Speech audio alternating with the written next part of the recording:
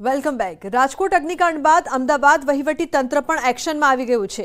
Resort, game zone સહિતમાં તપાસ કરવામાં આવી રહી છે. ત્યારે અમદાવાદ જિલ્લામાં દસક્રોઈમાં પિરાણા ખાતે આવેલ ગેમ ઝોન બંધ કરવામાં આવ્યું છે. પ્રેરણા ગેમ ઝોન નિયમ ભંગને લઈને બંધ કરાયું છે. ત્યારે અમદાવાદ જિલ્લાના 9 તાલુકામાં 6 તાલુકામાં કોઈ ગેમ ઝોન કે મેળાનું આયોજન ન હોવાનું એડિશનલ કલેક્ટરે જણાવ્યું હતું. હજુ પણ ગેમ ઝોન, રિસોર્ટ સહિતના જે જગ્યાઓ છે ત્યાં તપાસ કરવામાં આવી રહી છે. તેમાં ખાસ કરીને 5 બાબતો પર વધુ ધ્યાન અપાઈ રહ્યું છે, જેમ કે ફાયર વ્યવસ્થા અને એનઓસી છે કે નહીં, સિવિલ કે અન્ય સ્ટ્રક્ચર યોગ્ય છે કે નહીં, જેની ચકાસણી અને મંજૂરીની વિગત મંગાઈ રહી છે. ત્યારે વીજ વાયર ફિટિંગ બરાબર છે કે નહીં, કેટલા લોકોને સમાવી શકાય તેની મંજૂરી અને તેને લગતી વિગતો મંગાવાઈ છે. ઓપોર્ચ્યુનિટી કોઈ પણ પ્રકારની ઘટના જો બને તો ત્યાં એન્ટ્રી અને એક્ઝિટની પૂરતી વ્યવસ્થા છે કે નહીં, આ 5 વસ્તુ જોવાની નક્કી કર્યું. હવે આમાંથી કોઈ પણ બાબતે જો પૂરતી વ્યવસ્થા ના હોય તો આ વ્યવસ્થા જ્યાં સુધી ન થાય ત્યાં સુધી તાત્કાલિક અસરથી એ બંધ કરવાની સૂચના આપેલી.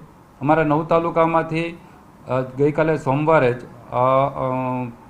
પ્રાથમિક રિપોર્ટ આવી ગયો. 9 તાલુકામાંથી 6 તાલુકામાં આવું એક પણ ગેમ ઝોન, ફનફેર કે કશું જ ચાલતું નથી. તો બુલેટિનમાં હાલ બસ આટલું જ. તમામ મહત્વપૂર્ણ સમાચાર માટે આપ જોતા રહો ન્યૂઝ 18 ગુજરાતી. નમસ્કાર.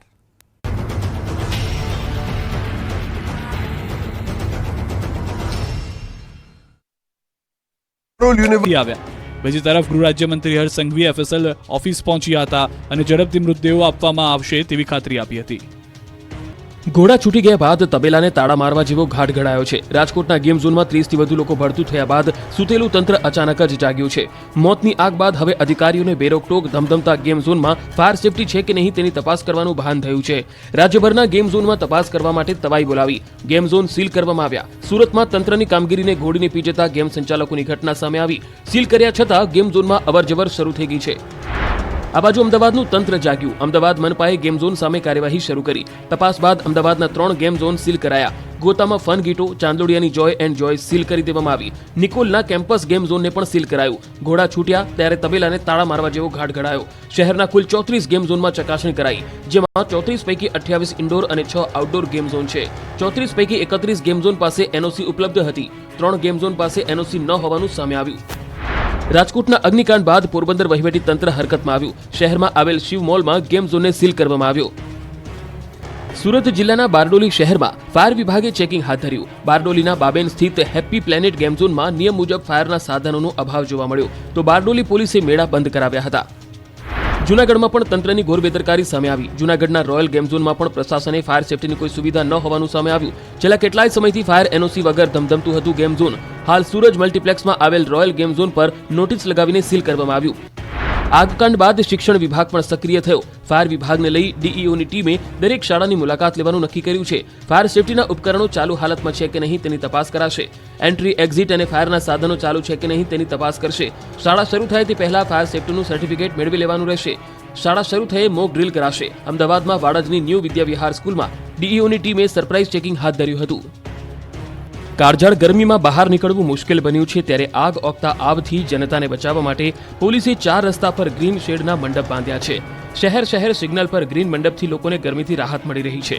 વડોદરામાં જનતાની સુવિધા માટે બનેલો મંડપ દુવિધારૂપ બન્યો. વડોદરાના અકોટા દાંડિયા બજાર 4 રસ્તા પાસે મંડપ ધરાશાયી થયો. વાહન ચાલકો માટે પોલીસે બનાવેલો મંડપ તૂટ્યો.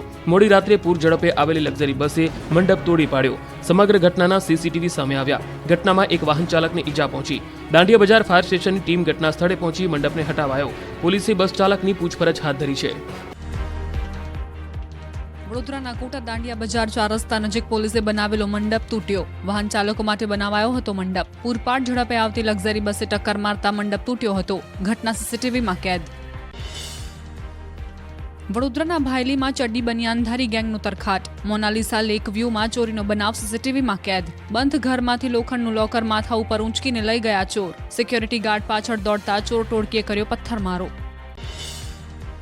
ઘરના સભ્યો યાત્રાએ ગયા અને પાછળથી ઘરમાં ચોર ટોળકી ત્રાટકી હતી. એક ચોર માથા પર લોકર લઈને ભાગ્યો અને બીજા તેને રક્ષણ આપતા નજરે ચડ્યા. ચડ્ડી બનિયાનધારી ગેંગના આતંકથી ભાયલીના લોકોમાં ડરનો માહોલ.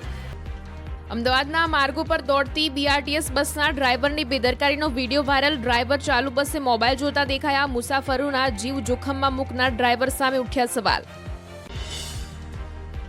સુરતમાં બીઆરટીએસ બસ ચાલકોની ગુંડાગર્દીનો વિડીયો વાયરલ. બીઆરટીએસ ટ્રેક પર પસાર થતા રાહદારી પર ડ્રાઈવરોએ કર્યો ઘાતકી હુમલો. જાહેરમાં મારામારી કરતા બીઆરટીએસ કર્મચારીઓ સામે કાર્યવાહીની માંગ.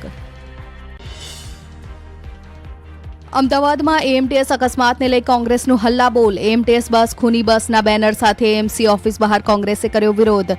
અકસ્માતમાં મૃત્યુ પામનારને સહાય આપવાની માંગ સાથે મેયરને આપ્યું આવેદનપત્ર. સુરતમાં સ્માર્ટ મીટરનો વિરોધ યથાવત. પુણા ગામમાંથી થઈ 5,000 વાંધા અરજી. બોયકોટ સ્માર્ટ મીટરના બેનરો સાથે લોકોએ કર્યો ઉગ્ર વિરોધ. રાજસ્થાનના ભરતપુરમાં બસ ડ્રાઈવર સાથે મારપીટ. નેશનલ હાઈવે પર બસ આગળ ચાલતી એક ગાડી સાથે ટકરાઈ હતી, જેને લઈને કેટલાક લોકોએ ડ્રાઈવરોને નિર્દયતાથી માર માર્યો. મારપીટનો વિડીયો વાયરલ થતાં પોલીસે સમગ્ર મામલે તપાસ હાથ ધરી. મધ્યપ્રદેશના બુરહાનપુરમાં ચોરોએ હદ વટાવી હનુમાન મંદિરમાં ઘૂસીને લોખંડના સળિયાથી દાનપેટીનું તાળું તોડી કરી ચોરી. દાનપેટીમાં રાખેલી રોકડ લઈને ચોર ફરાર. ઘટના સીસીટીવીમાં કેદ.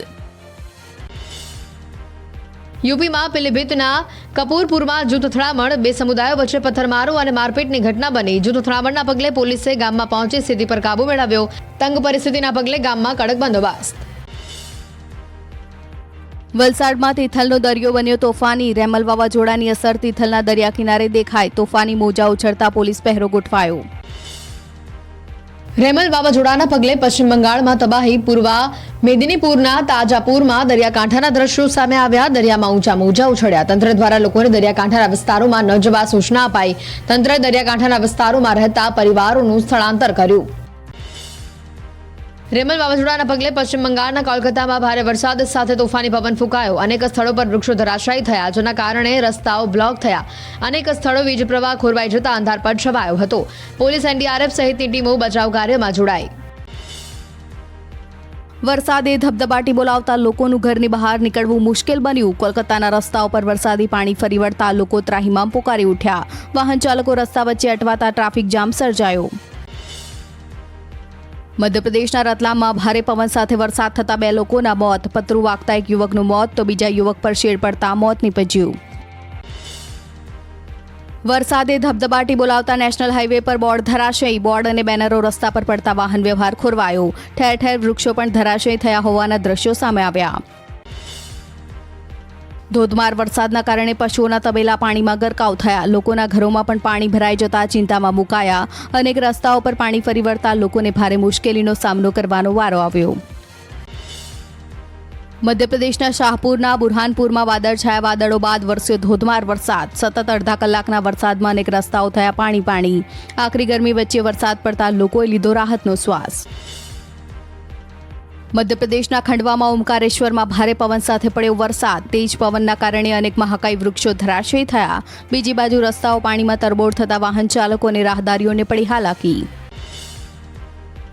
ઝારખંડના જામતાડામાં દેખાઈ વાવાઝોડાની અસર. ભારે પવન સાથે વરસ્યો ધોધમાર વરસાદ. આકરી ગરમી વચ્ચે વરસાદ થતા લોકોને બળી રાહત. પવનની દિશા બદલાતા રાજ્યમાં ગરમીથી મળશે આંશિક રાહત. તાપમાનમાં 1 થી 2 ડિગ્રીનો થશે ઘટાડો. 25 થી 30 કિલોમીટર પ્રતિ કલાકની ઝડપે ફૂંકાશે પવન. દરિયાકાંઠાના વિસ્તારમાં ભેજવાળા અને ગરમ પવન ફૂંકાશે.